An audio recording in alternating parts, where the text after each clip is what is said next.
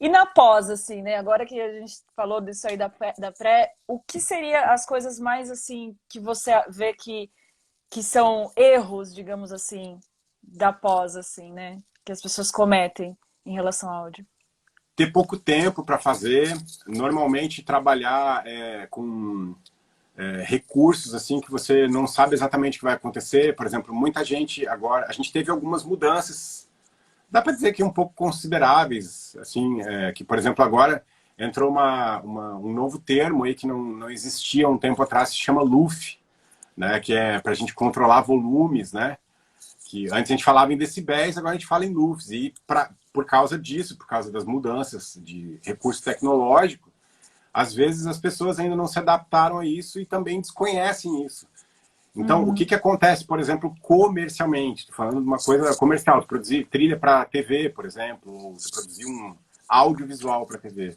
Aham. Agora, né, já existia isso, mas agora está um pouco diferente. Agora, por exemplo, você vai produzir um material lá para uma rede lá, tipo, sei lá, SBT, qualquer Globo, qualquer rede dessas de TV Aham. comercial, eles têm uma série de regras de formato que você tem que entregar o seu produto e isso, dentre essas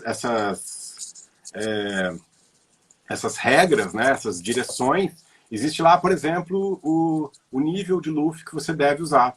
E ele não deve ser nem mais nem menos, por exemplo. Uhum. Entendeu? Então, se você faz, por exemplo, um produto, você não sabe direito como fazer isso, você vai mandar, ele vai bater, vai voltar. Não vai Entendi. ser veiculado. Fora isso, isso está começando a se esparramar bastante agora pelo meio de cinema mesmo. Então, por Uhum. exemplo, eu vejo também muitas vezes o pessoal gravar um material em formato, por exemplo, mono, e depois ele quer que no final você finalize ele sem ter sido planejado para surround, por exemplo. Mudança de formato, né? Então, é Sim. um tipo de coisa técnica que não é impossível de ser feita, mas se você prevê isso no pré-planejamento lá, na Uhum. pré-produção, quando você chegar aqui, você vai saber que você vai precisar de um pouco mais de tempo para fazer isso ou não.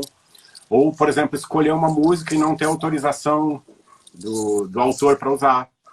Sim.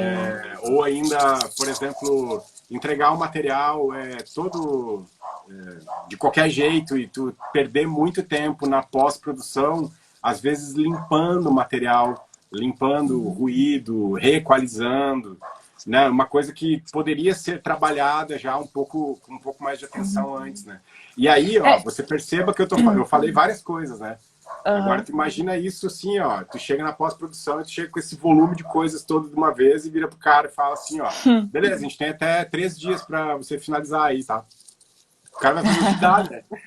Sim, e eu vejo também que essas diretrizes elas vão de acordo também com a demanda do consumidor, né? Porque, Sim. por exemplo, eu vejo que as pessoas agora estão começando a usar mais fone de ouvido com o celular.